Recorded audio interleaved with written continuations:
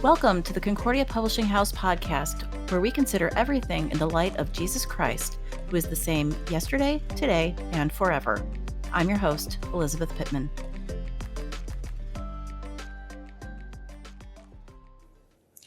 Artificial intelligence tools have become a hot topic of conversation in recent weeks and months.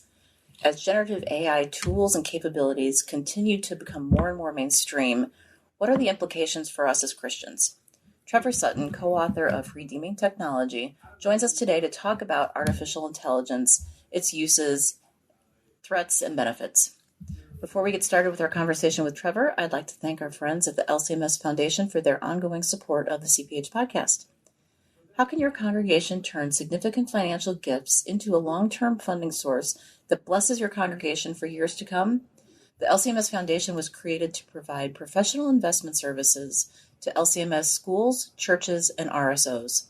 They've helped hundreds of congregations create, manage, and grow endowments using investments tailored to each congregation's unique goals and financial needs. And now they'd like to help yours.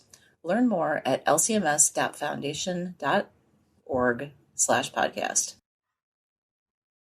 Trevor, welcome back. It's great to be with you. It's always good to have you visit us. And as in conversations past, you're going to talk to us about an aspect of technology that we are hearing more and more and more about in the news and in casual conversation, and that is AI, or artificial intelligence. And it's one that I love talking about. So, well, I mean, you're basically writing the book through your studies and through your research on technology and how it all works. So we couldn't ask for a better guest to come on and talk to us about this. One thing that I've noticed, it feels like AI and all the different programs and platforms and uses have just burst onto the scene in the last 8 to 10 months. But that's not really true. We've been using AI in different forms for quite a while now. What are some of the ways that our listeners might not have realized that they've been employing AI in their day-to-day lives? Yeah, and I appreciate your recognition of that, because if we're not careful, it can feel like this just started 2 weeks ago or a month ago or 6 months ago. But really, I think it's always interesting to realize, like, artificial intelligence kind of came about 1956 in some way as a start point for that. There was a gathering called the Dartmouth Workshop, and that's where a group of computer scientists got together and said, can we offload typically, human intelligence sort of things onto computers or machines? And so from there, it's really kind of grown and taken, different iterations and gone different directions. But sometimes I like to tell people, AI could be getting a Social Security check right now. It's that old. Yeah. And so there's something, I don't know, that kind of tempers our fear and our enthusiasm in that, okay, it's been around for a while. But yeah, your question was sort of, what are some things that popular manifestations of it, or ways that we use it now? And a lot of times, Siri, Alexa, these are examples of AI. Google and Bing, very popular search engines, are examples of AI. Text to speech is an example of AI. But then also remote check capture with banking and things like that are examples of artificial intelligence. So really, I would think it's safe to say not a day goes by that many of us don't interact with this technology in some way. Well, it has been fascinating to watch how it's grown. And I know when ChatGPT was released, the founders were not expecting it to blow up like it did. I think I'm going to lose the exact statistics, but within 6 weeks, 2 months, it had become the most downloaded app. And they didn't have a plan for growth because they weren't expecting any of this. But it burst onto the scene late last year, and now all of a sudden we're hearing AI talked about all over the place. But in particular, when we're thinking about its impact in the church and in our schools and our faith lives, what are some of the potential benefits that AI might have for us? Yeah, so you were mentioning ChatGPT, and that's a type called generative AI. And generative AI, what that does is it creates original content, which is kind of unique from other forms of AI.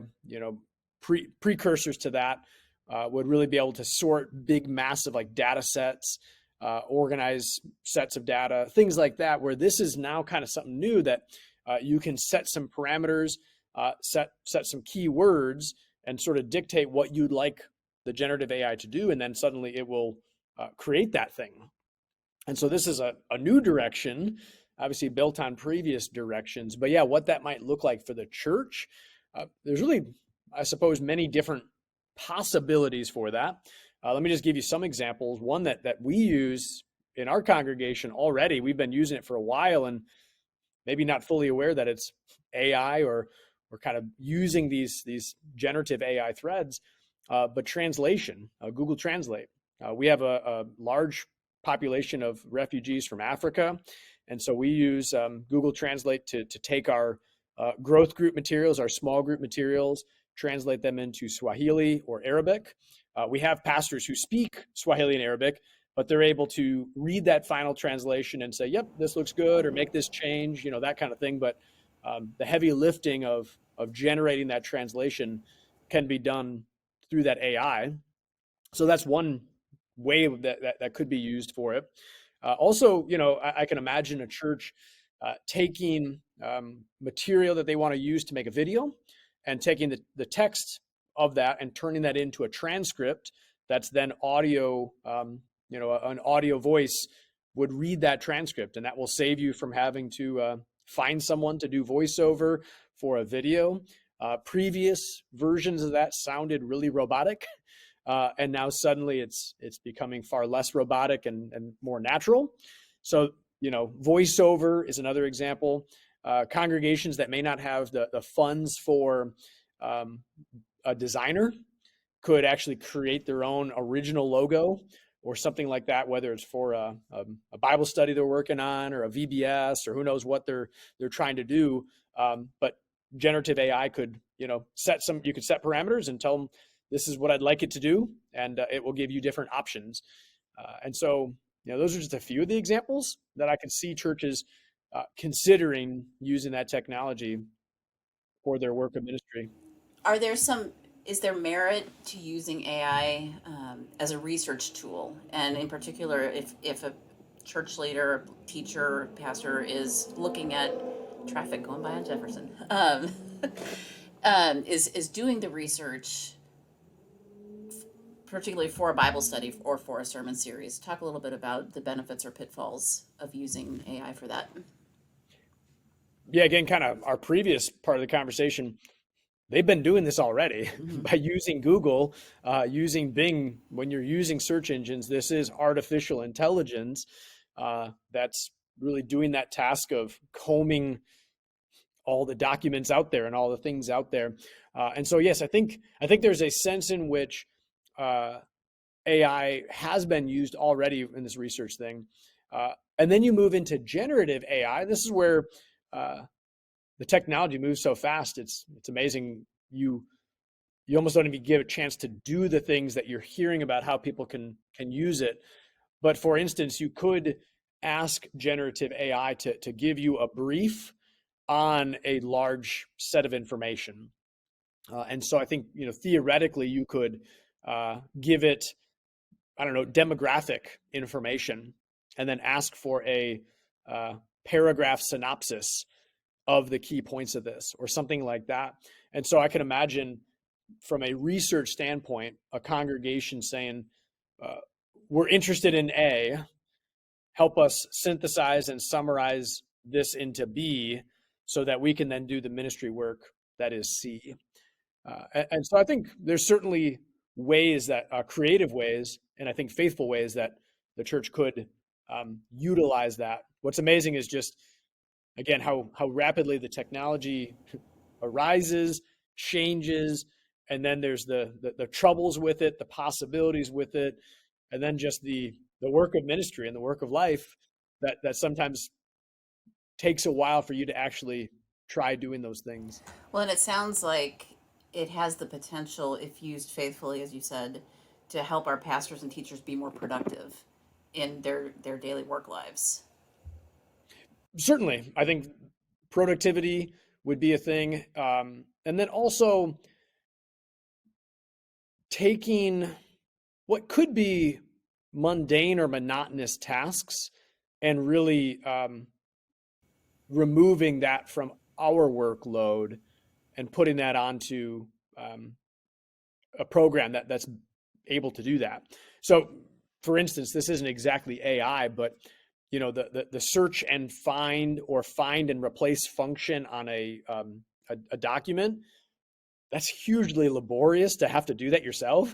It requires reading everything. It's not just reading it for knowledge or reading it for anything besides just looking for one word to then change that one word. And that's where, an example of how these AI tools can, something similar to that, but more robust, could really take the work we have to do and really offload that in a responsible way to then free us up to do the things that only humans can do. And I think that's where then it raises this question of, will we actually do that? Or will we find ourselves cutting corners, lazy, ceasing to think as we ought? And that's there's an upside always to technology, and there's a downside always to technology. And the key question, as I've wrestled with it, is how do you retain the benefits without the inherent problems?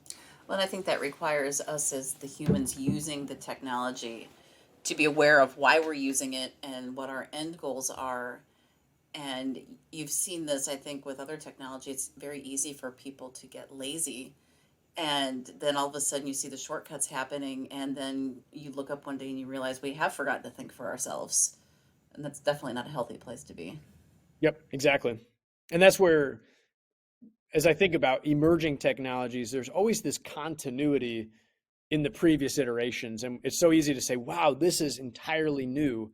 And it's not, because it's really predicated on previous, versions of the technology. And we ourselves and our usage of it are going to bring whatever wisdom we had before it and whatever sin and failure and brokenness we had before it. And we're going to bring it to bear on this new thing in a new way.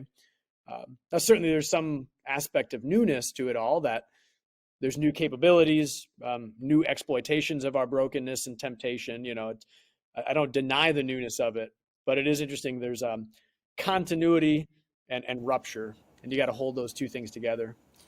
What are some of the potential pitfalls? We've talked a little bit about some of the ways it could be used to help our productivity and help us in faithful ways, but there's also any number of ways that this could be used for less than upstanding purposes. And again, using technology for bad deeds is nothing new. We've seen it, you want to take images, and people who Photoshop these crude memes. Yep. If you can use Photoshop or you can drag and drop, you can create something. But now with programs like DALL-E and these other generative AI things, it's very quick, and it's hard to tell if something is real or if it's a deep fake. So what kind of pitfalls and dangers should we be aware of when we're thinking about these new generative AI programs? Yeah, I can name a few, but not to punt, but it's just we'll find them when we see them, right, sort of thing, right, to be honest. But yeah, I think one that I'm intrigued by, and this kind of shows again the continuity of things, is voice cloning scams. And that's scary. It is. So basically what it is in a church setting already, people do this where somebody may clone your email address. So it may not be your actual email address, but it may look like it's from this pastor or church leader, something like that, and then send emails to staff or people in the congregation saying, I need funds for this family in need.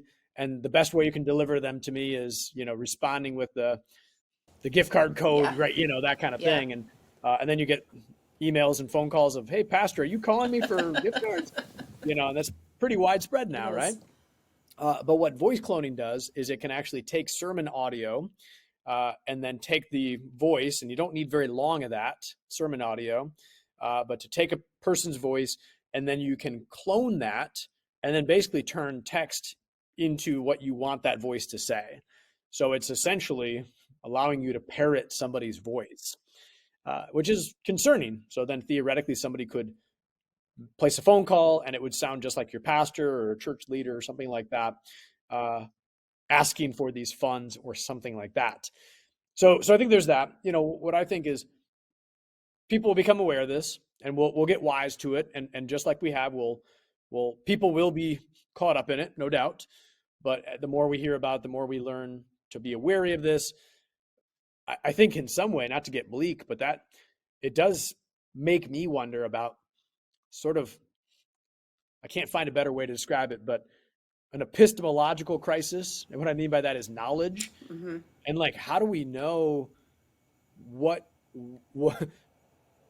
how can we trust what we see or what we hear and things like that? So, you hear like a picture's worth 1,000 words or something like that, right?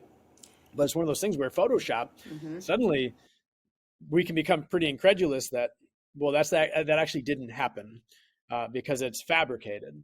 And then this idea of, I won't trust someone's email, but if you call me, I'll believe you. But then it's sort of, well, now I can't even believe you with you calling me. And so, it begins to raise this question of, will there be more misinformation, more confusion, and amazingly, or what would you call it? Counterintuitively, all of this capacity for knowledge will be actually eroded by a lack of knowledge or a lack of truth. And what can you possibly believe anymore? Well, I think that's a very good point, because we've seen, especially among the younger generations, there is no truth anymore. And when you see half-truths and different things shared online where there might be a kernel and people take it and run, we've allowed ourselves to get lax in that search for knowledge. We aren't, more and more, people are not testing what they're seeing to make sure that this is in fact true. And as we start to see somebody we trust share something that turns out to be, false because it was generated by some type of AI, and you have these stories that spin out of control and the potential for serious harm to people. Yep. And I don't know how we put that genie back in the bottle to get folks back to where we take a minute and we think critically about the information that we're taking in. And then conversely, there's a possibility where people actually do bad things or harmful things and then say, well, no, it's just fabricated. You've claimed that I've done this, but people can claim anything, and so it becomes a very murky environment. Well, and that's a good point, because I know there are some tools, and you likely know more possibilities than I do, but there are some tools I know that our schools are using to run essays through to see if AI was used.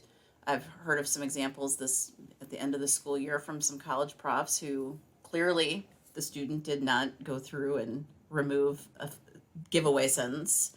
But I've also seen examples in other schools where the AI checkers said, yep, this was 90% for sure generated by an AI tool. Yeah. And so... Yep, so you're exactly right. And I think a thing that's interesting to me, Marshall McLuhan is a media theorist, and way before, well, not way before AI, but before some of the issues we're seeing with it. But what he said was kind of interesting is that emerging technologies will sometimes retrieve something from the past. And so it will be kind of interesting that could this fold itself back to how our students evaluated in the classroom an oral presentation. Kind of fun. Because you can't replicate that, right? You can't. Yeah. And so we're going to sit and you're going to demonstrate your knowledge of the content orally, which is way old school. But in some way, it's kind of curious how these things sometimes flip in an unexpected way. That could be interesting to see. How do we balance? So we know that there are benefits that can come from using AI in healthy ways, but there's also there are the pitfalls. So how do we kind of walk the line of that tension? I think there's a few things that are not going to sound revolutionary, but sometimes simple is the best way, right? I think so. I think one of the ways is ongoing transparent discourse about it. So this idea of whether it's fear or secrecy, and so sort of like the fear is like, let's just stay away, avoid, reject it entirely is problematic, or the secrecy of like, I'm going to use these in sermon preparation. I'm going to use these as part of my work in the church, but not let anyone know and hope that, nobody finds out kind of thing. And I think either of those extremes are probably not helpful. So, for the church to have an open, ongoing discourse about this, local congregations, but also the broader church, to say, okay, we need to be thinking about this proactively, not backing into it. So I think that's a thing that needs to happen, taking it out of the secrecy of, we don't want anyone to know that we use these, but kind of a transparent dialogue. How would a church feel if a newsletter was generated by generative AI, or a letter to visitors, that kind of thing. And just, that would be maybe the elders or a governing board, or, some appropriate leadership setting to begin to ask these questions before you do them. So I think that's a key thing. And then I think a big thing that I tend to advocate for is really avoiding the uncritical adoption or rejection of these things. And what I mean by that is we can go wrong one of two ways: to just reject it without thinking, or accept it without thinking. And that's where I think really attending to the particularities is really helpful and really important. So sometimes I hear people say like, AI is the worst. And you're like, yeah, but do you Google? Like, do you use remote check capture? Is there some sense in which you're complicit in these things and then saying they're horrible? So you need to really deal with the particularities of it, and then to recognize on a continuum, some may be more innocuous or helpful, and some may be more problematic or really to be avoided, but to be nuanced in it rather than just a wholesale acceptance or rejection, whether that's the church, whether that's how we talk about it individually or even societally. So I know when it comes to these generative AI tools, there is some concern, and there's some legitimate concerns regarding copyright, artists having their work stolen. In the church, we would see this with any host of pieces of intellectual property, and it's kind of murky right now. What would you say on the front of kind of ethics and an ethical perspective on using it, when we do know that there are these risks of copyright infringement or other things? So having never been to law school, and recognizing that I'm talking to somebody from a publishing agency that deals a lot with copyright, I'll just be unencumbered by the thought process and just tell you what I think.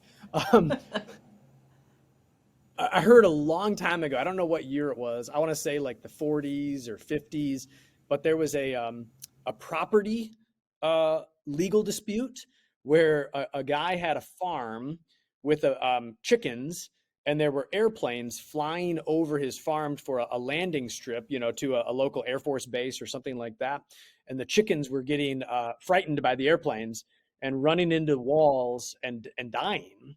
And so he took it to the court, and I think it went pretty far through the legal system, perhaps even the Supreme Court. But at the time, the law said that your property extends like in perpetuity to heaven, basically. And so he was trying to make this claim that these airplanes were trespassing. And it was interesting because it was like, well, how do we deal with this? There's this law that says this, but if that law is held up, then the whole technology of airplanes is out, and we can't do this thing. And so I think ultimately it was adjudicated that they rejected that property law. And I guess the point would be, this new technology forced the laws to kind of change in a new way. And again, not being anywhere close to an expert on copyright litigation and all that, but I would guess whatever this is, it's going to raise legal questions. And I think it's ultimately going to raise changes in how copyright works. I think in the short term, though, you probably don't want to be the person stepping on those lines and creating those Well, legal cases. and I think you're right. I know, if I remember correctly, there is a case already out there or in the works, and I think there will be more to come.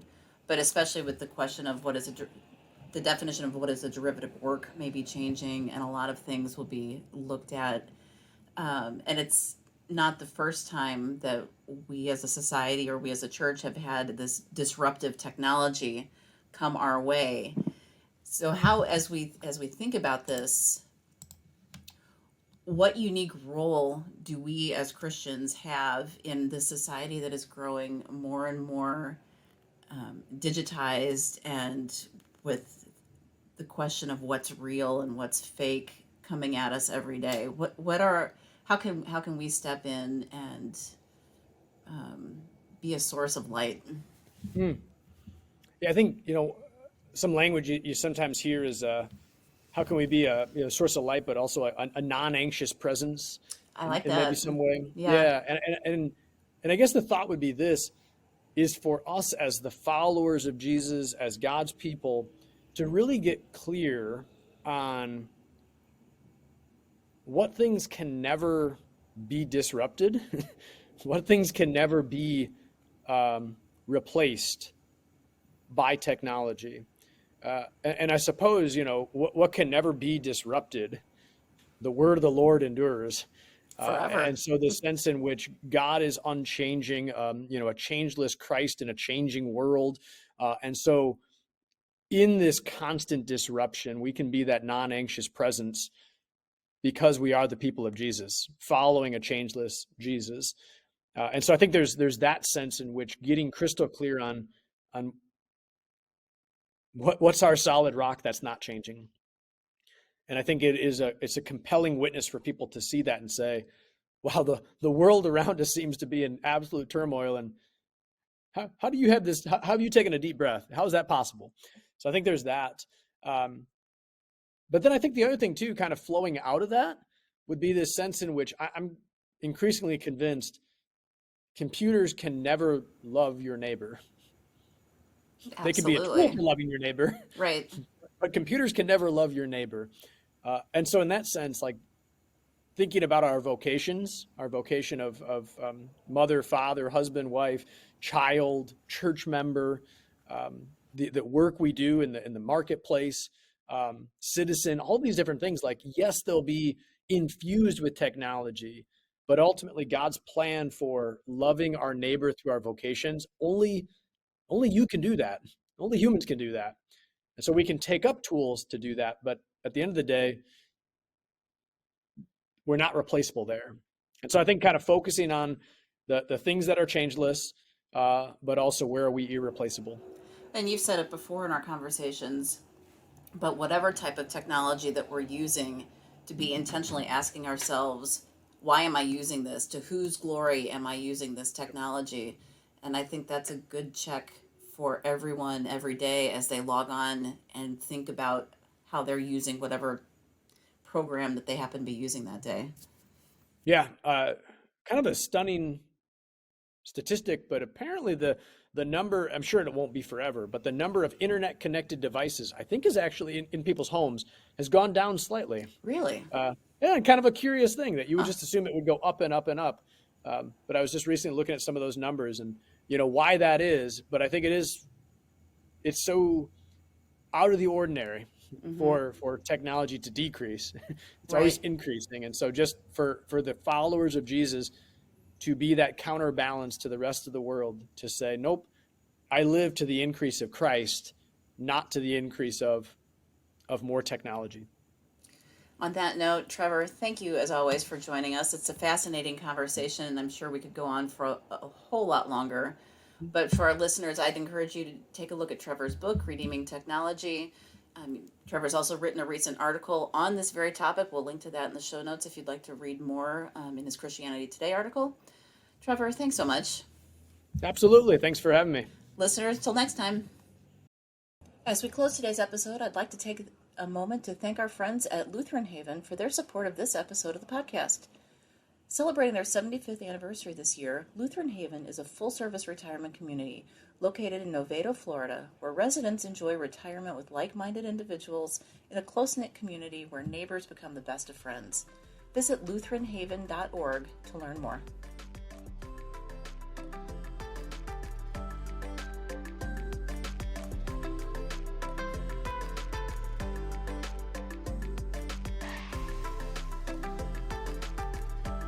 Thank you for joining us on this episode of the Concordia Publishing House Podcast.